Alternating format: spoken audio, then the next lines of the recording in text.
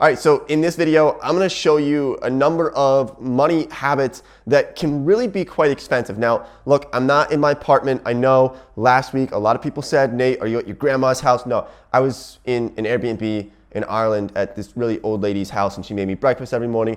It was really nice. But now I'm in Spain, and so background's a little bit different, but the content in this video is still the same. So let's get started with this video and let's talk about some of these expensive money habits that I see people doing. And to be honest, sometimes I end up doing these as well, but they can really eat into your bottom line. If you're looking to save some money, then I think you want to certainly take these into consideration, hopefully cut some of these. So yeah, this is gonna be a pretty relaxed video. Let's just get into it. I think you might find some value. If you do, make sure you subscribe to the channel, drop a like if you find value, I suppose. And yeah, let's get started with this. And let's talk about the first one, which is going to be overpaying for vacations. Now, I think a lot of people, they want to spend money when they go on vacation. Makes sense, right? If you're working for 4, 5, 6 months in a row and you want to go on vacation somewhere, you go on a cruise, well, might not be the best time to go on a cruise right now, but maybe you go travel somewhere and people want to spend money when they're on vacation. Makes sense. I like to spend money when I'm on vacation too.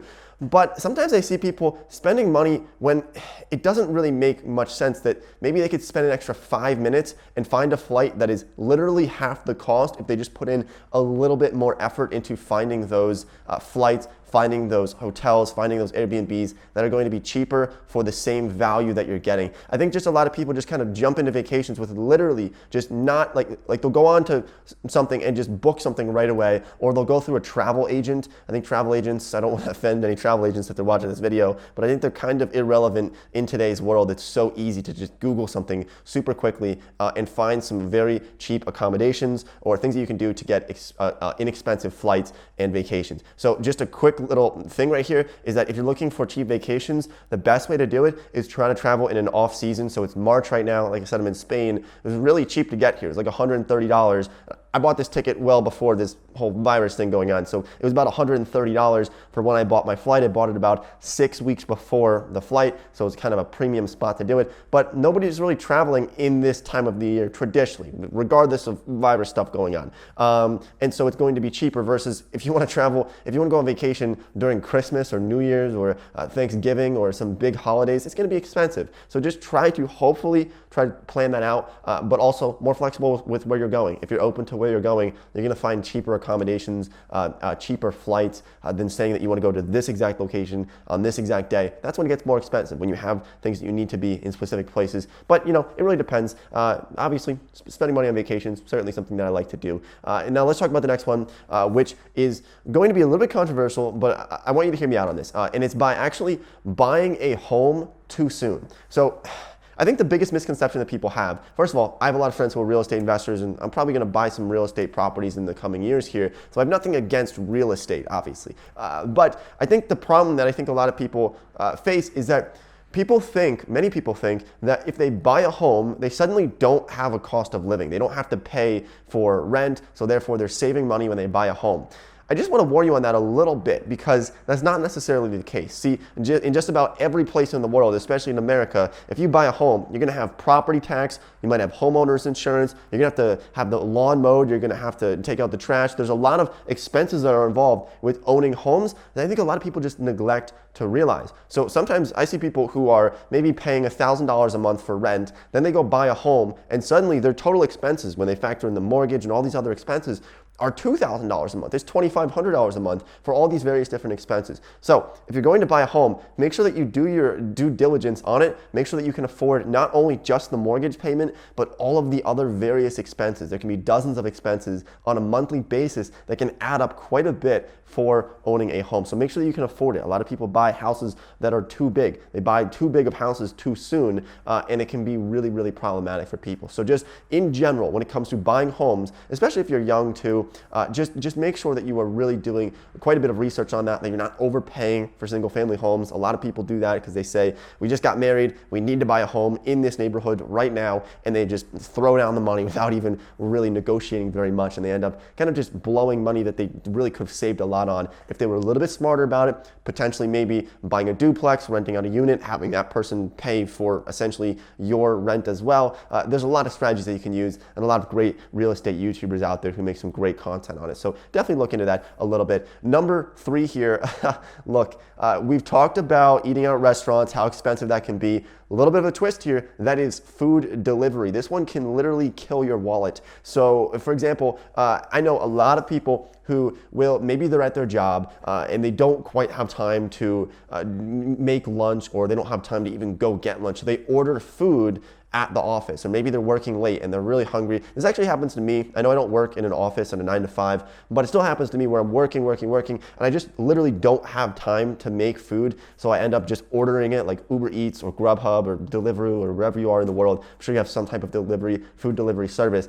but literally that $10 salad or that $10 sandwich can literally turn into $20 when you factor in a $3.99 delivery fee, and then maybe Uber or the service takes another couple dollars, and then maybe you want to give the driver a tip because they're not really making that much money. They might only make like a couple of dollars per food item that they're dropping off. So you want to give them a tip perhaps, and then suddenly you're looking at $20 for a sandwich. You're looking at $20 for a salad, and it adds up quite a bit because this happens 3, 4, 5 times a week for people, especially if you're working a lot. Or even when I was in college, I found that the first year or my sophomore year in college, I was in a location where I was very close to a lot of stores, and if it was 2 in the morning and I was really hungry, I could just walk downstairs and there was places where I could get food, versus the next year in college, I was further away from everybody, and so because my apartment was far away from any businesses whatsoever, if it was late at night and I wanted some food and I didn't have any food in my apartment, which was a mistake, you should always have some food ready to go, maybe frozen food, just that you've prepared before, frozen it, and then if you're hungry, you can just throw it in the microwave really quickly. But I was further away, and so I ended up ordering food much more often. So the money that I was saving in rent, because I was so far away from all these other businesses and establishments and grocery stores, I was paying more in food delivery. Bad mistake, but something that I did. Now, the next one here is trusting other people too much with your money. It surprises me how many people who, maybe they're relatives and just a lot of friends of mine, who just assume that because Nate makes YouTube videos about personal finance, therefore he must know what he's talking about. He must know what he's doing with personal finance. There's no correlation there. There's really very little correlation there between knowing what you're doing and actually just talking about it. So maybe if you have a cousin or some type of friend who loves talking about investing and they talk about money, and you say, you know what, this person talks about money a lot. They talk about Wall Street a lot. I think they know what they're doing. I'm going to trust them. They bought this stock, so I'm therefore going to buy this stock as well. That is probably not a good decision to make. I see people doing this all the time.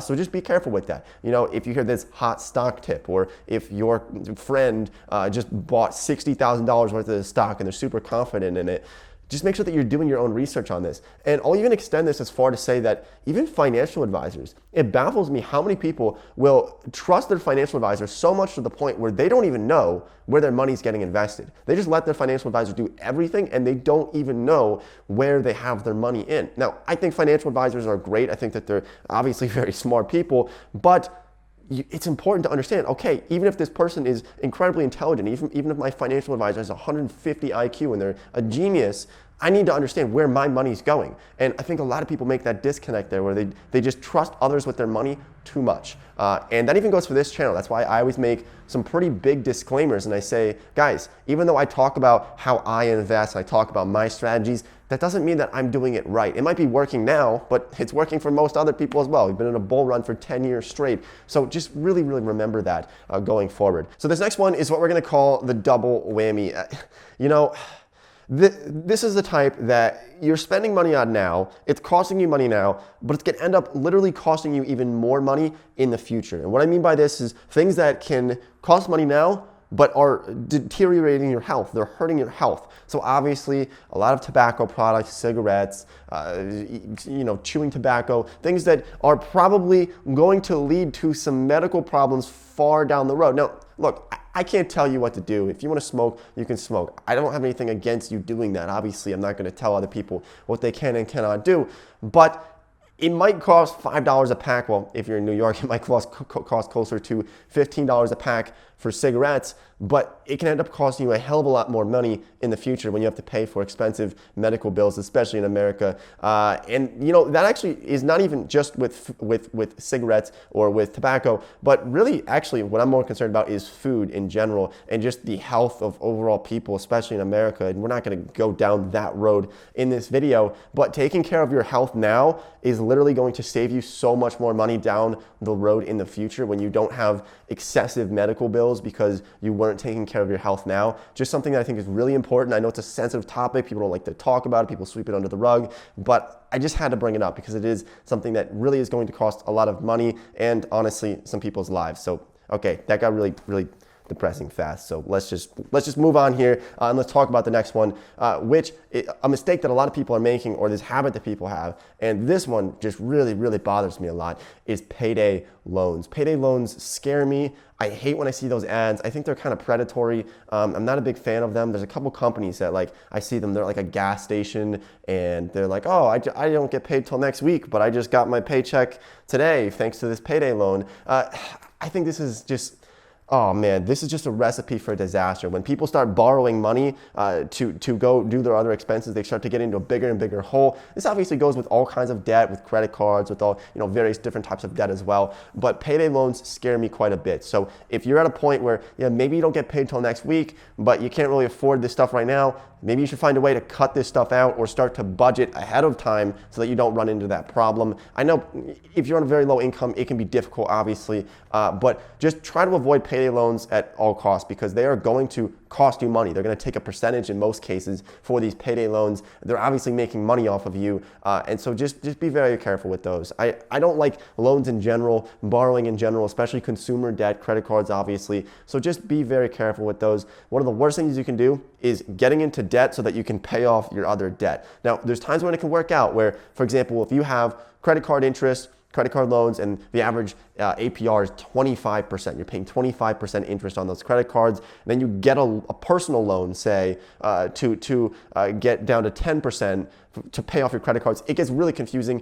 but just be really careful with that, guys. So the last habit that I'm gonna leave you with is the habit of making excuses, especially when it comes to finances. Now, there's many valid points and many valid reasonings for why people are struggling financially. Well, that's not the point of this. That's not what we're getting at. And sometimes, to be honest, the math literally does not work out. It doesn't matter how much you try. If you're making $7.25 an hour and you live in an expensive area and your rent is $1,500 a month, the math literally doesn't work. And that's hard to fix that problem. But what we're really referring to in this case is just kind of in general personal finance, the habit of shifting blame to other people. I see this all the time, but people say, I'm in a massive amount of debt. It's that person's fault because they're the one who coerced me into getting this loan. And yeah, sure, there's a lot of predatory businesses and people out there, especially in the credit industry, especially in a number of these different financial niches, but kind of pointing the blame at other people, I don't like doing that. I think it's sort of this victim mentality that I just don't like to have because I don't think it really gets you very far. I think the best way to do it is to take action. And so, for example, I could point the finger at society, or I could point the finger at my guidance counselor when I was 17 years old in high school, said, Nate, you need to go to college. You need to take out these student loans. And if you don't, you're probably not going to be very successful. Those were literally the words that most guidance counselors tell their students. But I think if you just go and maybe you don't finish college or you end up with not a good job, but you listen to your guidance counselor who said you should take out student loans, I think pointing the finger at the guidance counselor saying it's your fault that I'm in debt right now, it's your fault, I think that's just kind of, I don't know.